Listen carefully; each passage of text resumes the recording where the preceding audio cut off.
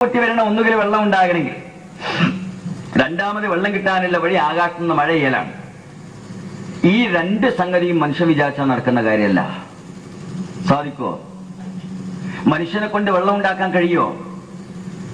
നമ്മെ സംബന്ധിച്ചിടത്തോളം നമ്മുടെ കൃഷി വെള്ളത്തെ ആശ്രയിച്ചാണ് നിൽക്കുന്നത്. നമ്മുടെ വൈദ്യുതി വെള്ളത്തെ ആശ്രയിച്ചാണ് നിൽക്കുന്നത്. കാരണം വലിയ അണക്കെട്ടുകൾ ഉണ്ടാക്കി അതിൽ നിന്ന് തുരങ്കങ്ങൾ മുഖേന ജലപ്രവാഹമുണ്ടാക്കി ആ ജലപ്രവാഹത്തിന്റെ ശക്തിയിൽ ടർബൈൻ കറക്കി ആ ജനറേറ്റർ ഉപയോഗിച്ചിട്ടാണ് വൈദ്യുതി ഉണ്ടാക്കുന്നത് ഇടുക്കിയിലും മറ്റൊക്കെ.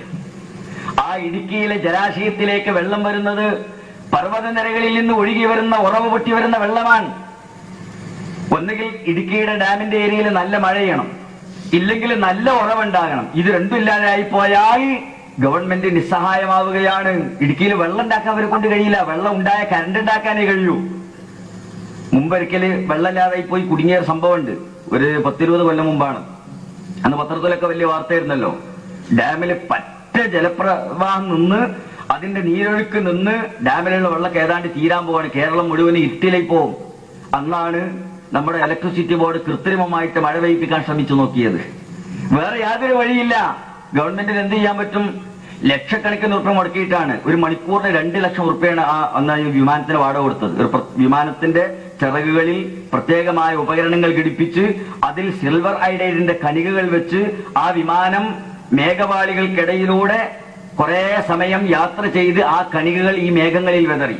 സിൽവർ അയഡൈഡിന്റെ കണികകൾ മേഘങ്ങളിൽ രാസപ്രവർത്തനം നടത്തിയാൽ മേഘങ്ങൾ വെള്ളത്തുള്ളികളായി മാറി ഭൂമിയിലേക്ക് വർഷിക്കും എന്നാണ് ശാസ്ത്രജ്ഞന്മാരുടെ കണക്കുകൂട്ടൽ. ഇതാണ് കൃത്രിമമായ മഴ എന്ന് പറയുന്നത്. ഇടുക്കിയിൽ കാച്ച്മെന്റ് ഏരിയയിൽ ഇഷ്ടംപോലെ മേഘങ്ങളുണ്ട്, പക്ഷെ ഒരു തുള്ളി മഴ കിട്ടുന്നില്ല. അങ്ങനെ 2 മണിക്കൂർ സമയം ആ വിമാനം, മദ്രാസിൽ നിന്ന് വാടകയ്ക്കെടുത്ത വിമാനമാണ്, കാച്ച്മെന്റ് ഏരിയയിൽ മുഴുവനും കറങ്ങി. പത്രക്കാരും എല്ലാ മാധ്യമപ്രവർത്തകരും ഇടുക്കിയിൽ ക്യാമ്പ് ചെയ്ത് ഡാമിന്റെ ചുറ്റുഭാഗത്ത് മഴയുണ്ട് കാണാൻ. കാരണം ഇത് സാധാരണ മഴയല്ലല്ലോ, കൃത്രിമ മഴയല്ലേ. ഫോട്ടോഗ്രാഫർമാർ എല്ലാവരും വന്നു. വിമാനമൊക്കെ തിരിച്ചുപോയി എല്ലാ പണിയും കഴിഞ്ഞിട്ട്. ഇനി അടുത്ത പരിപാടി മഴ പെയ്യുന്നത് കാത്തിരിക്കലല്ലേ. രാസപ്രവർത്തനം ഇങ്ങനെ നടക്കുന്നുണ്ടാവും അതിന്റെ ഉള്ളിൽ നിന്നാണ് ഇവർ കണക്കൂട്ടുന്നത്.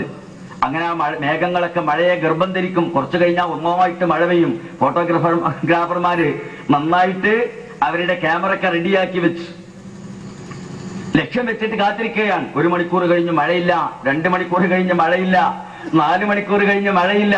അവസാനം പത്രക്കാർ നിരാശരായി. ഇലക്ട്രിസിറ്റി ബോർഡിലെ ഉന്നതരായ എഞ്ചിനീയർമാരോട് ചോദിച്ചു, എന്താ മഴ പെയ്യാത്തത്? ഒരുപാട് ലക്ഷങ്ങൾ മുടക്കിയില്ലേ? അവരിങ്ങനെ മേലോട്ട് നോക്കിയിട്ട് പറഞ്ഞു, ആ മേഘങ്ങളൊക്കെ മച്ചിയാണെന്ന് തോന്നുന്നുണ്ട്. നിങ്ങൾ ആലോചിച്ചു നോക്കണം, ആർക്കാണ് മഴ പെയ്യിപ്പിക്കാനാകുക?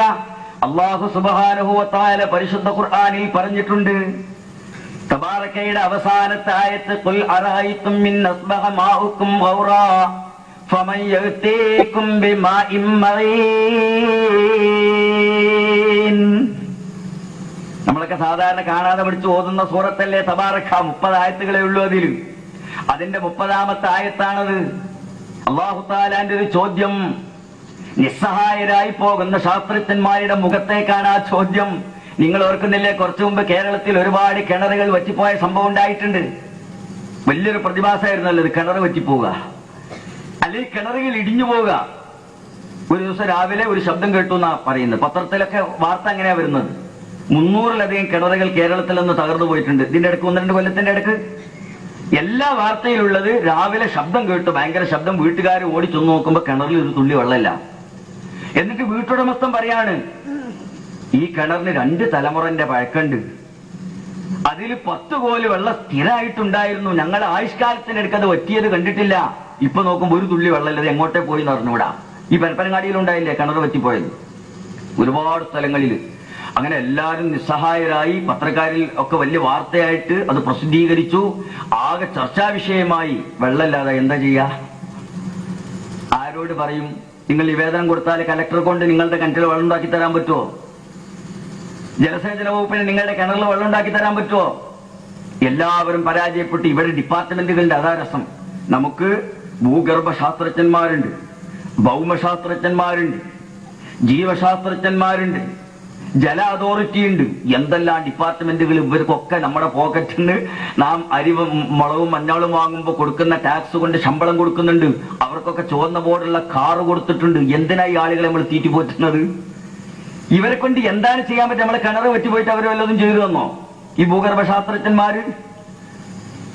എന്താണ് ഇവരുടെ ജോലി? നമുക്ക് യൂണിവേഴ്സിറ്റികളില്ലേ, ആ യൂണിവേഴ്സിറ്റിയിലെ വിദഗ്ധന്മാരില്ലേ, എന്താണ് അവരൊക്കെ പറഞ്ഞുകൂട്ടിയത് ആ സമയത്ത്? എല്ലാവരും കിണറിന്റെ മുന്നിൽ വന്നിട്ട് നിസ്സഹായരായിട്ട് നിൽക്കുകയാണ്. ഇതൊരു അത്ഭുത പ്രതിഭാസമാണെന്ന് പറഞ്ഞിട്ട്. ഭൂഗർഭ ഗവേഷണം നടത്തുന്ന ആളുകളാണിത്. അവരുടെ അറിവിന്റെ ആഴം ഞാൻ ഇപ്പോഴും ഓർക്കുന്നുണ്ട്. ഗുജറാത്തിലെ ഭൂകമ്പണ്ട സമയത്ത് ഞാൻ അവിടെ ചെന്നപ്പോൾ അന്നും ഈ തുടർചലനങ്ങൾ ഇങ്ങനെ നടന്നുകൊണ്ടിരിക്കുകയാണ്. ദിവസം 2-3 പ്രാവശ്യം ഭൂകമ്പം ഉണ്ടാവും. പക്ഷെ ചെറിയതാണ്, അത്ര ശക്തിയൊന്നും ഉണ്ടാവില്ല. വിദേശത്തു നിന്നൊക്കെ വന്ന ധാരാളം പത്രപ്രവർത്തകന്മാരുണ്ടെന്ന്, ഫോട്ടോഗ്രാഫർമാരും അതുപോലെ ഈ ടെലിവിഷന്റെ ആളുകൾ എല്ലാവരും ഉണ്ട്. രാവിലെ എല്ലാവരും ഈ ക്യാമ്പിൽ ഒത്തുകൂടും. ശാസ്ത്രജ്ഞന്മാരുണ്ട്, എല്ലാ രാജ്യം, നോർവീജിയയിൽ നിന്ന്, അമേരിക്കയിൽ നിന്ന്, ജപ്പാനിൽ നിന്ന്, ജർമ്മനിയിൽ നിന്ന്, ഫ്രാൻസിൽ നിന്നൊക്കെ ശാസ്ത്രജ്ഞന്മാർ വന്നിട്ടുണ്ട്. അപ്പൊ ഈ ശാസ്ത്രജ്ഞന്മാരോട് പത്രക്കാർ ചോദിക്കും, ഇന്നത്തെ അവസ്ഥ എന്താണ്, ഇനി ഒരു ചലനം ഉണ്ടാകാൻ സാധ്യത ഉണ്ടോ? ഇവര് ഭയങ്കര ഗവേഷകന്മാരല്ലേ, ഭൂമിക്കടിയുള്ളതൊക്കെ പറയുന്ന ഗൈബ് പറയുന്ന ആൾക്കാരാണ്. ഇവരിങ്ങനെ അന്ന് വാച്ചിൽ നോക്കിയിട്ട് പറയും, ഇന്നിപ്പോ ചെറിയ തുടർചലനങ്ങൾ ഉണ്ടാകാനും ഉണ്ടാകാതിരിക്കാനൊക്കെ സാധ്യത ഉണ്ട്. ഇതൊന്നും അറിയാത്ത നമ്മൾക്കും പറയാൻ പറ്റിയത് തന്നെയാണ്. അതാണ് അവർക്ക് പറയാനുള്ള മറുപടി. എന്തുകൊണ്ട് ഈ ചലനം ഉണ്ടാവും എന്ന് ചോദിച്ചു ശാസ്ത്രജ്ഞന്മാര്. അവര് പറഞ്ഞത് ഭൂമിക്കടിയിലുള്ള ഘടനയിൽ വ്യത്യാസം വരുന്നതായിരിക്കും. അത് നമ്മൾക്ക് പറഞ്ഞുകൂടെ, അതുകൊണ്ട് തന്നെ ഉണ്ടാകുന്നത്. ഇതിന് ശാസ്ത്രജ്ഞന്മാരുണ്ടല്ലോ, ഘടന വ്യത്യാസപ്പെട്ട ഇളക്കുണ്ടാവുന്നുള്ള ഉറപ്പ് തന്നെയല്ലേ. ഇങ്ങനെ വെറുതെ നിൽക്കുന്ന ഒരു സാധനത്തിൽ ഇളക്കുണ്ടാവില്ല, അത് നിൽക്കുന്നോടൊപ്പം അതിന്റെ ഘടന വ്യത്യാസപ്പെടുമ്പോഴാണ് ചലനം ഉണ്ടാകുക. അത് ആർക്കാണ് അറിഞ്ഞുകൂടാത്തത്? ഇത് പറയാൻ ശാസ്ത്രജ്ഞൻ വേണോ? എന്തുകൊണ്ട് ഈ ഘടന വ്യത്യാസപ്പെടുന്നു എന്നാണ് നമുക്ക് അറിയേണ്ടത്. ഭൂമിക്കടിയിൽ അതിന്റെ നിശ്ചിതമായ ഘടനയിൽ ചലനമുണ്ടായാൽ ഭൂമിന്റെ മുകളിലുള്ള സാധനം താഴെ വീഴോ ഉറപ്പ് തന്നെയാണ്, അതിൽ സംശയമൊന്നുമില്ല. നിങ്ങളൊരു 10 തീപ്പെട്ടി ഇങ്ങനെ അട്ടിയായിട്ട് വെച്ച് അടിയിലെ തീപ്പെട്ടി കളിക്കാൻ മുകളിലത്തെ താഴെ വീഴുമെന്ന് പറയാൻ ശാസ്ത്രജ്ഞമാണോ ചങ്ങാതിമാരെ? അതാർക്കും പറയാൻ പറ്റുന്നതല്ലേ. തീപ്പെട്ടി അട്ടിയായിട്ട് വെച്ച് കളിക്കുന്ന കുട്ടികൾക്ക് അറിഞ്ഞൂടെ അത് അടിയിലെ തീപ്പെട്ടി കളിക്കാൻ മുകളിലത്തെ താഴെ വീഴുമെന്ന്? ഇതാണ് ശാസ്ത്രജ്ഞന്മാര് പറയുന്നത്. എന്തുകൊണ്ട് ഭൂമിക്കടിയിലുള്ള പാറകളിൽ ഘടനയിൽ വ്യത്യാസമുണ്ടായി എന്ന് അവർക്ക് അറിഞ്ഞുകൂടാ.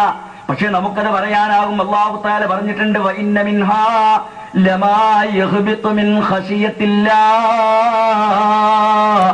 ഭൂമിയുടെ ഉപരിതലത്തുള്ള ആളുകൾ ധിക്കാരികളായി മാറുമ്പോൾ, അവർ നിഷേധികളായി മാറുമ്പോൾ, അവർ തിന്മയുടെ ഉപാസകരായിട്ട് മാറുമ്പോൾ, അവർ നടക്കുന്ന ഭൂമിയുടെ താഴ്ഭാഗത്തുള്ള പാറക്കെട്ടുകൾ ഒരുപക്ഷേ ലമാ യഹ്ബിതു മിൻ ഖശിയത്തില്ലാഹ്, അല്ലാഹുവിനെ ഭയപ്പെട്ട് അതിന് സ്ഥാനചലനമുണ്ടായേക്കാം.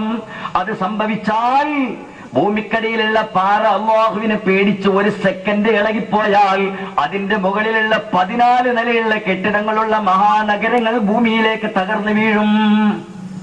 അത് ഖുർആൻ പറഞ്ഞതാണ്. നമുക്കതിന് വിശദീകരണം നൽകാനാവും ഭൂകമ്പത്തിന്. അതാണ് കാരണം. എന്നതുപോലെ നിങ്ങൾ ആലോചിച്ചു നോക്കി, ഈ കിണറുകൾ തകർന്നുപോയി. അതുപോലെ ആകാശത്ത് നിന്ന് മഴ പെയ്യുമ്പോൾ അത് നിറമാറിപ്പോകുന്നു. ചിലപ്പോൾ അമ്മളത്തിന്റെ മഴ വർഷിക്കുന്നു. നിസ്സഹായരായ ശാസ്ത്രജ്ഞന്മാർ വെറുതെ അഭിപ്രായങ്ങൾ പറഞ്ഞ സമയം കളയുകയാണ്. നമ്മുടെ നാട്ടിലുള്ള ശാസ്ത്രജ്ഞന്മാരൊക്കെ തോറ്റിട്ടാണ് മലയാള മനോരമ അന്ന് ഹൈദരാബാദിൽ നിന്ന് വിദഗ്ധരായ ശാസ്ത്രജ്ഞന്മാരെ കൊടുക്കുന്നത്. പത്രത്തിൽ നിങ്ങൾ ഓർക്കുന്നില്ലേ, ഭയങ്കര വാർത്തയായിരുന്നത്. മനോരമയില് അവർ കൊച്ചിയില് ഇതാ മനോരമയുടെ പ്രതിനിധികളായി ഹൈദരാബാദിൽ നിന്ന് ശാസ്ത്രജ്ഞന്മാർ വരുന്നു എന്ന് പറഞ്ഞിട്ട് വന്നിറങ്ങിയ ഫോട്ടോ, പിന്നെ അവർ അവിടുന്ന് യാത്ര തിരിക്കുന്ന ഫോട്ടോ, കാറിൽ കയറുന്ന ഫോട്ടോ, ശാസ്ത്രജ്ഞന്മാര് ഇങ്ങനെ വഴിയിൽ ഓടിക്കൊണ്ടിരിക്കുന്നതിന്റെ ഫോട്ടോ. അവര് തൃശ്ശൂർ വഴി ഇങ്ങനെ വന്ന് പരപ്പനങ്ങാടിയിൽ വന്നു. ഹൈദരാബാദിൽ നിന്നുള്ള ശാസ്ത്രജ്ഞന്മാര് ഇവിടെ ഒരു കിണറ്റിന്റെ വക്കീൽ പിറ്റേന്ന് പത്രത്തിൽ നിന്ന് ഒരു കിണറിന്റെ വക്കീൽ വന്നിങ്ങനെ താഴോട്ട് നോക്കി നിൽക്കുന്ന വരെ ഫോട്ടോ ഉണ്ടായിരുന്നു. പിന്നെന്താ ഉണ്ടായിന്ന് യാതൊരു വർത്തമാനം കിട്ടില്ല. ഇവര് നോക്കി പോയതിന്റെ ശേഷം കിണർ പഴയ മാതിരി തന്നെ ഉണ്ട്. ഈ ശാസ്ത്രജ്ഞന്മാർക്ക് എന്താ സംഭവിച്ചത്? അവര് തിരിച്ച് നെടുമ്പാശ്ശേരി പോയി ഹൈദരാബാദിക്ക് പോയി എന്നാണ് നമ്മൾ മനസ്സിലാക്കുന്നത്. അല്ല, ഇവിടെ തങ്ങിയ യാതൊരു വിവരമില്ല. ഇതാണ് ശാസ്ത്രജ്ഞന്മാർ. നിങ്ങൾ നിസ്സഹായരായി പോകുന്ന ഘട്ടമാണത്. നിങ്ങളുടെ കിണറുകൾ തകർന്നു പോയാൽ, നിങ്ങളുടെ പുഴകൾ വറ്റിപ്പോയാൽ, നിങ്ങളുടെ കുളങ്ങൾ വറ്റിപ്പോയാൽ, നിങ്ങളുടെ കൃഷിയിടങ്ങൾ വിണ്ടുകീറിപ്പോയാൽ അല്ലാഹു തആല ചോദിക്കുകയാണ്, ഖുൽ അറഅയ്തും മിൻ അസ്ബഹ മാഉകും ഗൗറാ ഫമൻ യഅതീകും ബിമാഇൻ മഈൻ. 300 കിണറുകൾ തകർന്നില്ലേ? അള്ളാഹ് ചോദിക്കുകയാണ്. ഖുൽ നബിയെ, തങ്ങൾ പറഞ്ഞേക്കണം. 14 നൂറ്റാണ്ടുകൾക്കപ്പുറം അല്ലാഹു തആല പറയുകയാണ്, അറഅയ്തും, അല്ലാഹുവിന്റെ അടിമകളെ നിങ്ങൾ പറഞ്ഞു തരൂ, ഇൻ അസ്ബഹ മാഉകും ഗൗറാ, ഇൻ അസ്ബഹ മാഉകും ഗൗറാ, നിങ്ങളുടെ വെള്ളം, നിങ്ങൾ കുടിക്കാൻ ഉപയോഗിക്കുന്ന ശുദ്ധജല കിണറുകൾ, നിങ്ങളുടെ കുളങ്ങൾ, നിങ്ങളുടെ പുഴകൾ, നിങ്ങളുടെ തോടുകൾ, അതിലുള്ള വെള്ളം വറ്റിപ്പോയാൽ ഫമൻ യഅ്തീകും ബിമ്മാഇൻ മഈൻ, ആരാണ് നിങ്ങൾക്ക് ശുദ്ധജലത്തെ ഉറവ പൊട്ടിച്ചു തരാൻ ആരാണുള്ളത്? തങ്ങൾ ചോദിച്ചു നോക്കണേ. 14 നൂറ്റാണ്ടുകളായി വിശുദ്ധ ഖുർആനിൽ ഈ ചോദ്യമുണ്ട്. ആ ചോദ്യത്തിന്റെ മറുപടി ഇന്ന് വരെ നമുക്ക് ലഭിച്ചിട്ടില്ല. ആരാണ് നിങ്ങൾക്ക് വെള്ളം തരാനുള്ളത്? അള്ളാഹ് നിങ്ങളുടെ കിണറുകൾ വറ്റിച്ചു കഴിഞ്ഞാൽ ആരാണ് നിങ്ങൾക്ക് വെള്ളം തരാനുള്ളത്? ആകാശത്ത് നിന്ന് മഴ വർഷിക്കാതെ വന്നാൽ ആരാണ് നിങ്ങൾക്ക് വെള്ളം തരാനുള്ളത്? നമുക്ക് മറുപടിയുണ്ട്, അല്ലാഹു റബ്ബുൽ ആലമീൻ. അതാണല്ലോ ആ സൂറത്ത് ഓതുമ്പോൾ അവസാനം ജവാബ് പറയൽ സുന്നത്തുണ്ട്. ഫമൻ യഅ്തീകും ബിമാഇൻ മഈൻ എന്ന്